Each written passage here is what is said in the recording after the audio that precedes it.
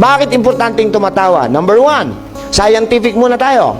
Pag tumatawa o nagiging masaya tayo, our own body, sarili nating katawan, produces happy hormones which is called endorphins. And endorphins, for your information, is a natural pain reliever. So pag masaya ang katawan mo, masaya ka, masaya utak mo, masaya ka, naggagawa ang katawan mo ng endorphins. Unti-unti nawawala yung pain. Kaya pag may masakit sa inyo, huwag kayong manonood ng drama. Naapektuhan kayo mentally and emotionally. Hindi nyo napansin, nanonood kayo ng drama, alam nyo ng artista yung gumaganap, nagagalit pa kayo sa kontrabida. Sinabi naman ng Panginoon, sabihin natin, Proverbs 17:22. Hoy, may sinabi ho kayo, narinig ko ang sabi nyo, laughter is the best. Sabi ng tao yon.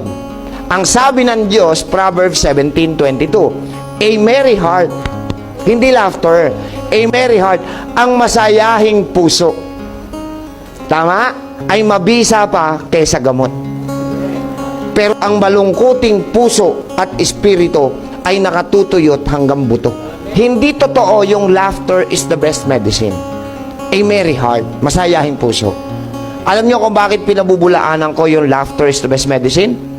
Sa mental hospital, araw-araw tumatawa. Wala namang gumaling.